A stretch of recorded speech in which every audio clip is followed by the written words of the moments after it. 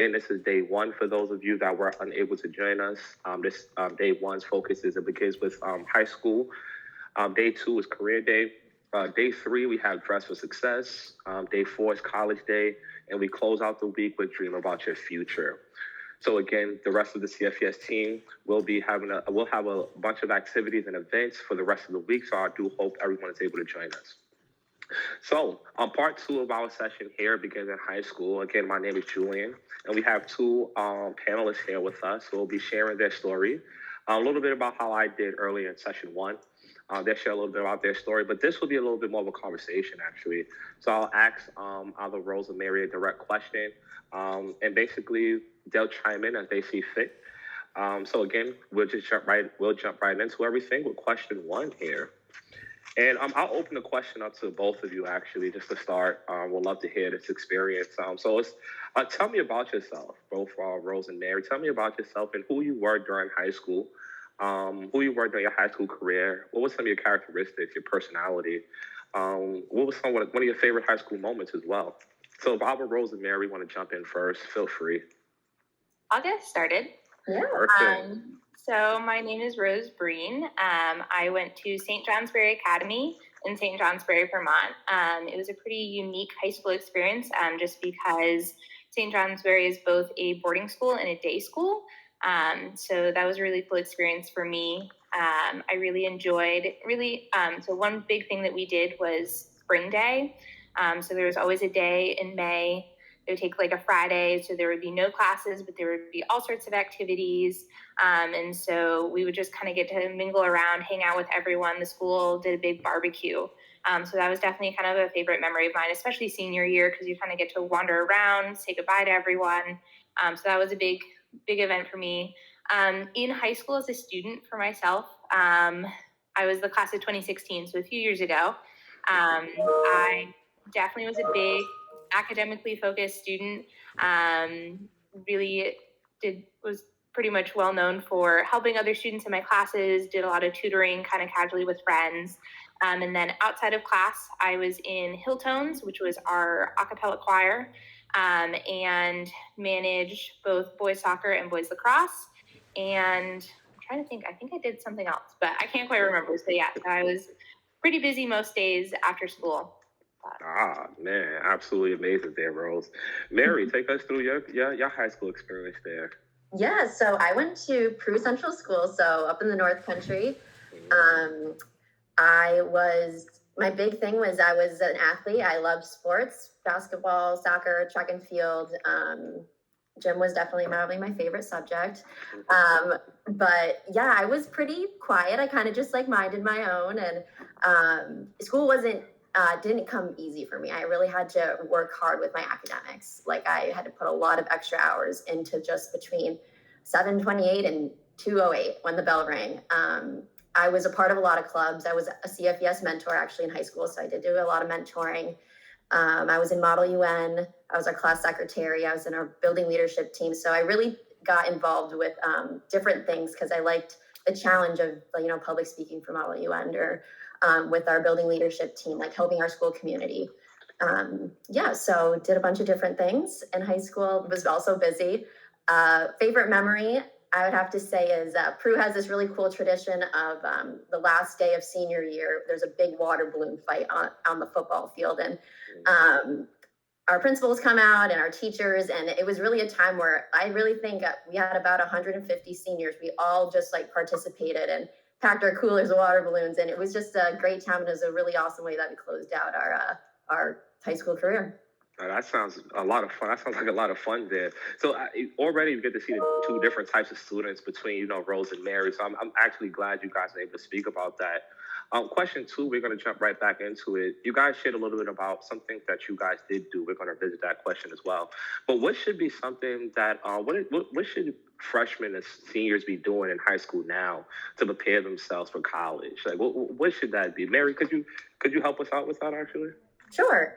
So the college process, it definitely helps when you start early, like that freshman year. And I think really at that time, it was just kind of like a simple Google search. I would, play like AAU basketball or travel soccer, and, I'd see a coach there like in a Mount St. Mary's sweatshirt, and I'm like, oh, where is that? Like, what do they have to offer? And I would just, look it up. And just looking at schools, I didn't know what I wanted to study.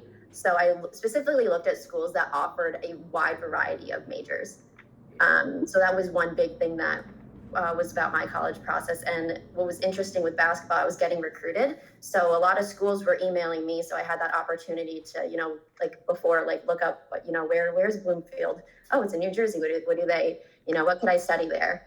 I took a lot of advanced placement courses, which I think was big because looked where those credits could transfer into. And I was fortunate enough to go in already as academically a sophomore when I entered college. Wow. So yeah, and it was just like a lot of meetings with, my guidance counselor and talking to people who really knew about this process. So yeah. I actually agree with you on everything there, Mary. Actually, one thing that I agree with. One thing that I totally 100% agree on. I would actually watch basketball college games, right? Back when I'm still in high school, and I would see a school color, and I go, "Those uniforms look really cool. What school is that? What school is that?" I want to look at that school for a second because their uniforms look so cool. So I just wanted to, I definitely agree with you on that aspect for sure. That's definitely something that people can be doing. Rose, what do you think people can be, what should people be doing to prepare themselves for high school? Absolutely. So one of my biggest things that I push to everyone I know is get a planner and use it. And it doesn't have to be a physical planner. So I am someone who happens to write things down. But I know a lot of people, just because of how much we're using technology now, using Google Calendar to put in your assignments, and then you can set 2 reminders, and it'll remind you the day before and then 30 minutes before. So because one of the big things that happens in college is you are totally kind of responsible for yourself getting your assignments done. So having whatever way that works for you to track assignments. Something else I used was I have a whiteboard calendar. And so instead of printing out a calendar or using whatever it is, I could use my whiteboard calendar and I could make notes about when I wanted to work on an assignment and when it was due, and figuring out what days that I had that were really busy. So time management, I definitely think, is the biggest skill that I would push people to try and work on and develop, because it's definitely something you can develop over time and practice. But yeah, time management is huge. Time management is definitely huge. I don't even think a lot of adults have that skill set down pat, but I definitely agree with you on that one, Rose. So both of you actually already kind of hinted at, different type of groups and activities. But can either of you just take me through what was one of those groups that you were in? How did that look? What did you do on a daily aspect kind of thing? Rose, seemed like you want to jump right in. Could you take me through one of your groups actually? Sure. So I guess I'll kind of touch briefly on both of my groups. So the 2 big things I was involved in high school were, again, the a cappella group and then managing sports. So those were nice because they were kind of 2 very different parts of my life. So I really love performing. And so that was just kind of an outlet, which was really nice, and a good group of people.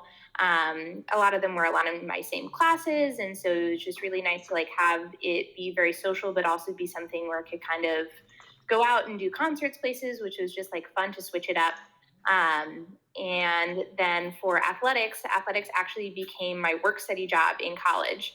So work study was one of the ways that I helped pay for college, and pay for kind of books and all sorts of other fun things. And so just because I got started in this in high school, it became the skill that I developed, and then I was able to use it in college. So yeah, it was just, they were both different ways that got me involved, not academically. Definitely. I definitely agree with that. And already you transitioned the conversation back into college there, from high school into college there. So Mary, the question I actually have for you is, like we said, transitioning into college. How did you make your college choice? And what factors went into you making your college decision? Yeah. So when I was looking at schools, I started with pros and cons lists. I did have a couple. I applied to a handful. And basically the factors that my school needed to have was I wanted to play basketball, financials that we could afford it, and I could afford it. Like I mentioned before, I had a variety of majors. Once again, I I knew I wanted to help people and I wanted to play basketball. That's all I had in mind. So something that I knew if I needed to switch a major, I could do that there.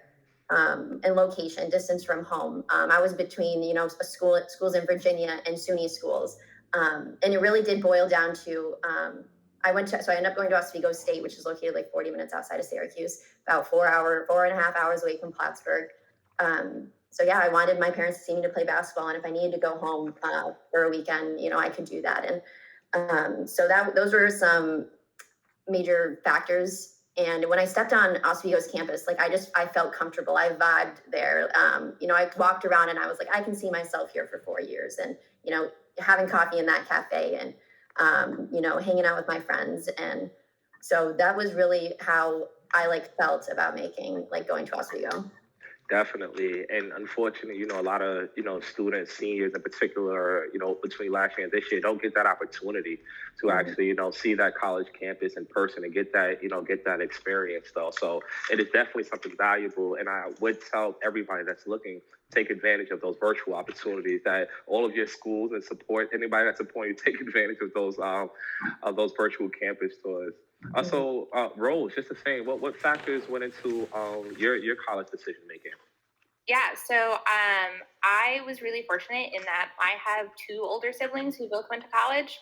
So I kind of got to try out the college search process before it actually mattered for me, which is kind of funny. So I, helped when my siblings were moving into college. So I got to kind of do some unofficial college tours, that kind of sense. But when I was looking, my big things were programs. So I had originally wanted to be a veterinarian. That's what my whole plan was through life, to go to school for.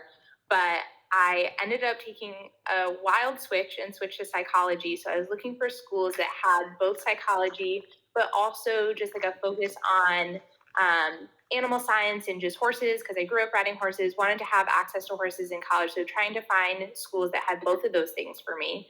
And then a big thing that came up when I was deciding colleges was size. So my high school was 1,000 students, so about 250 students per class, which is I guess pretty decent size. It's one of the bigger schools in Vermont, but my middle and elementary school was actually 60 students total in K through 8.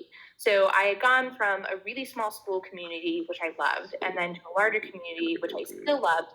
And then when I was thinking about college, I was like, do I want to stay kind of that small look, or do I want to go for something a little bit bigger? So I'd originally looked at Becker College, which is in Worcester, Mass. And I realized it was only 2,000 students. It was only twice the size of my high school. And I kind of got this sense of I'm going to know everyone in a month. And that, I just was hoping to kind of, have the ability to meet more people. So I ended up going to the University of Vermont, which is about 13,000. So definitely on the smaller side, but still I was able to meet new people every week, kind of thing. So so academics, size, I, like Mary, loved that it was pretty close to home. I could actually hop on a bus. There were a bus system. It would get me home in 2.5 hours. So I definitely appreciated being close to home. So yeah. So I hear a lot of different factors, between the two of you. And if I speak to somebody else, they'll probably tell me something different for sure, right? One thing I do know that is pretty common here is financial aid and paying for college, right? So so you guys made your decisions based on all of your different factors. How did you guys determine how you'll be paying for college, right? Because that's a common theme that every senior will face. It's how am I going to pay for this? How am I going to pay for out-of-state tuition versus in-state tuition? What were some things that you guys did to, help pay for college, or, did do or didn't do that you wish you would have done type thing? So either one of you, feel free. Thank you. I can talk about this a little bit. Yeah. So I ended up only applying to 2 colleges. So I applied to the University of Vermont and the University of Maine, Orono. And so the decision came down to finances as well. So the University of Maine gave me a very small, very limited financial aid package, and the University of Vermont gave me a much larger package. And I actually was a Vermont scholar. So I just had grades in the top 15% of students in the state of Vermont. So the University of Vermont gave me an additional scholarship. So that was one of the things is I did feel like I spent a lot of time on academics in high school, and maybe I wish I had done some other fun things, but it ended up paying off. Exactly. And then I got some merit-based aid based on my grades. I mentioned my work study job. So work study is not typically a bunch of money, but it is enough to like pay for books and like understanding that maybe you want to eat out on the weekend and you don't want to go to the dining hall, that kind of thing. The one thing I wish I had done was I wish I had applied to more scholarships. I got federal aid, but I did not apply for as many scholarships as I probably should have. I'm pretty sure a lot of people would actually agree with you on that one, Rose. Mary, you had definitely a different, collegiate experience, right? How did you wind up paying for college? And what was it like being an athlete? How did that work? How did it play itself out? Because a lot of people actually want to be an athlete going into college. So I definitely think they would love to hear what you have to say about it as well. Sure, yeah. So a quick rundown of my financial aid. I had great parental assistance with my tuition, but I was in charge of room and board, so I took loans out. Also applied for scholarships, and then the nice thing out of Oswego, once you finish your sophomore year, you can move off campus. So I lived in an apartment junior and senior year, and that was all on me. So I paid my rent, my electric, and all that fun stuff. And I had to get jobs. I was a waitress and, worked in Syracuse in the city, and I worked a lot of basketball camps and basically just really learned my financial literacy. I really had to get that going, and budgeting, and, maybe I'm not going to eat pizza on Friday, just cook up whatever I had in my fridge. So that financially, and then with division, so I played basketball at Division III, so State University. All Division IIIs do not supply athletic financial aid, but you can get a lot of academic aid. But for kids that are looking for possibly, Division II, Division I, those athletic scholarships are absolutely available. And that's when, the conversations with, your athletic staff and you come into play with how much they're willing to support you financially based on, talent grades and all that fun stuff. Definitely. Money is definitely nothing I don't think any parent, student ever really wants to deal with. But unfortunately, it's one of the things that we can never possibly get across, though. Mm-hmm. So now that, we went through high school, you guys told us a little bit about how you guys want to pay for college. Mary, how was your freshman year for you? What did you experience? What were some of your ups and downs, highlights? What were some of your biggest takeaways? Take us through your freshman year. Yeah, so I roomed with another freshman on my basketball team, which was kind of nice because we were both on the same schedule. We knew when we had games, so we were waking up at the same time. And so that was nice. And it was playing a sport. I automatically walked onto campus and had an immediate group of friends. It was like, I knew I was going to, be with these girls for the next, X amount of years. But I did take the time to make friends with people who were not athletes, and I'm very grateful that I did that. I remember I walked up to the freshman barbecue by myself. I made myself go, and I'm standing in line to get a hot dog, and I started talking to this girl behind me, and we have been friends for 7-8 years now. So I really just put myself out there, and I was like, yes. So freshman year was good. I did have ups and downs. Like I said, I didn't know what I wanted to study. I academically came in as a sophomore, and that's kind of when they want you to tell them what you want to do. And I decided to be a global and international studies major. I didn't even know what that was.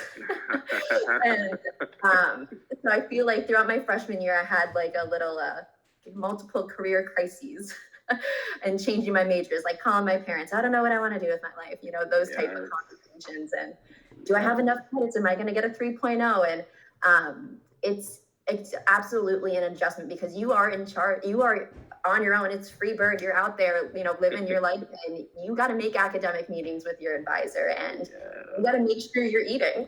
When the dining hall is open, you make your own schedule, and it's such an awesome process. And you do your own laundry, hopefully. So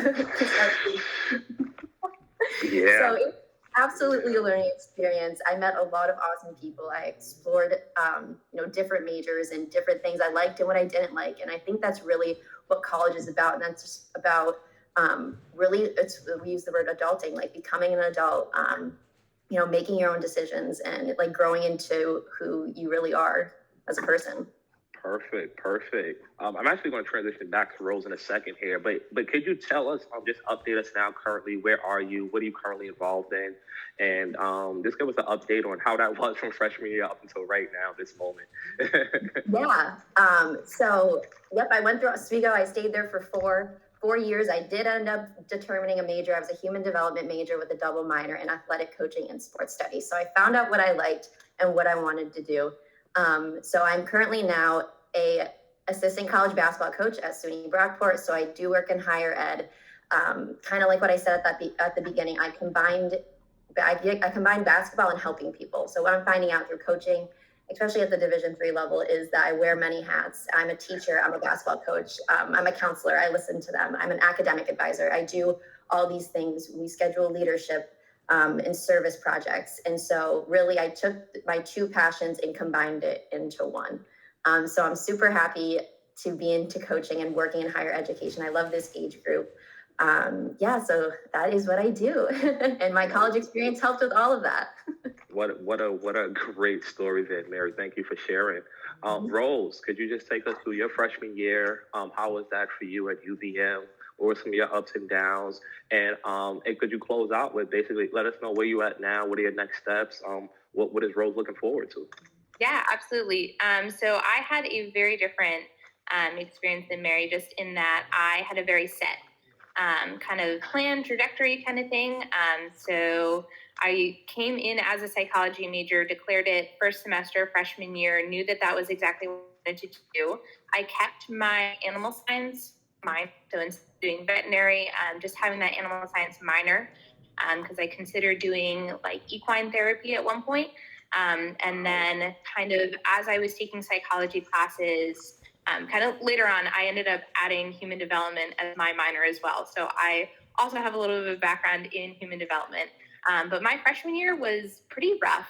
Actually, I was in a triple. So I lived with two other girls, and they just had very different plans for the weekend than I did. So Friday nights, I was often staying in doing homework, and they were out and about in Burlington. So I just definitely was like hanging out with them just because I wasn't as outgoing because I was staying in doing homework a lot of the time. So I didn't have a huge support network of friends my freshman year. I definitely started finding people as I started taking more classes related to my major. I ended up with a group of friends. Eventually, kind of over the 4 years, we ended up calling ourselves the Psych Ladies. There were four of us who were all human development and psychology people.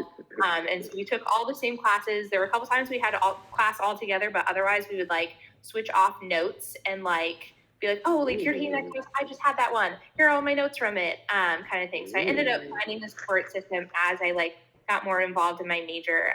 But definitely at first it was kind of tough because I was at home doing a lot of homework. So I definitely wish I had been a little bit more outgoing my freshman year. I think that would have helped a little bit. But I am now a CFES fellow and looking forward next fall to going to Syracuse to get my master's in higher education. And I will also be adding a certificate of advanced study. So not a master's, but taking several additional credits for intercollegiate athletic advising and support. So actually doing something very similar to Mary. And so working as an academic advisor with college athletes. Just because of my experience in college of working with the men's lacrosse team, kind of just became this huge trajectory for me. So that kind of one thing I got involved in high school has now turned into a career for me. Absolutely amazing. Both stories, absolutely amazing. I hope the audience is able to see the difference and how different career paths, how your career path will start off different even in the college. So right before we close out, I would just like you guys to share any type of words of advice or wisdom to this current senior class that's thinking about going, it's juniors as well, seniors that are thinking about going into college. Right now, they face a very unique situation in which they have this pandemic full-fledged right in front of them. Campuses will be requiring certain vaccines, certain other requirements and things like that. What advice do you both have for our seniors graduating, preparing for college? What advice would you give them? It's going to be weird freshman year of college is always weird for everyone. Everyone that I have ever talked to, their freshman year is not necessarily the group of people they stay friends with. It's not necessarily their favorite year. So I think just have faith that it's going to get better. That you're going to go through it. It's going to be weird. That is simply a requirement of college, and it will get better as you go through. We have one of those, one of our essential skills here, right, Rose, that we like to say. Which one do you think I'm hitting at here that you possibly just said there? Perseverance, perhaps. Definitely, right? Perseverance, right? Don't quit. So definitely, like Rose said, persevere, things should work themselves out. Mary, any last words of advice to our current seniors preparing and having this pandemic right in front of them, preparing for college? Yeah, with the college process, I always tell recruits when I'm talking to them, it is exciting. This is an exciting time in your life, but it does have that chance to be overwhelming. And so just kind of take the time and to think about like why you're doing this. Like the college, this is about you. Like this is your process, and like you're gonna get what you put into it. Do the searches. Get on a campus if you can. Use the online resources. And it's like I said, it's all about you. You can take advice from your support system, but like at the end of the day, like mom and dad, grandma and grandpa, they're not going to college like you are. So this is your decision, and if you don't know what you want, that's okay. Higher education, like I mentioned before, is all about becoming who you are and finding out who you are. So yeah, advice: network with alumni. If you know somebody who your friend's brother went to UAlbany, be like, hey, can I have his number? Can I talk to him? And like one of those essential skills is networking with other people. Send an email to somebody who maybe an admissions counselor at a college. Pick up the phone. Don't be afraid to pick up the phone. So that'd be my advice. Rose, Mary, were you gonna say something else? No, I was just gonna say definitely reach out to network. Talk to anyone who's been through it, right? Like I had my siblings who I was able to talk to. They were able to give me advice, and I know that I'm fortunate that was who was in my support network. But definitely reaching out to anyone who's gone to the school before or just college in general. Absolutely. Rose, Mary, thank you so much for your time. Thank you so much for your story. We really appreciate it. I know I thoroughly appreciate it. Hopefully I can say the same for other people. Before we close out, Rose, would you like to tell everybody about this last closeout for today, actually? Yes, so there is one more event this evening that I will be hosting. So it is with the Adirondack Foundation, and they're going to talk about just the importance of getting involved in extracurriculars, right? So both Mary and Mai's extracurriculars helped kind of turn into careers for us. And so it just, maybe it was a fluke, maybe it was meant to be kind of thing. So the Adirondack Foundation at 4:00 this afternoon will kind of be talking about the importance of that and how to get involved. Thank you so much. Hopefully everybody's able to join us. And again, Rose, Mary, thank you for your time. Really appreciate it. Everybody have a good afternoon and enjoy the rest of your day. Thank you. Thank you.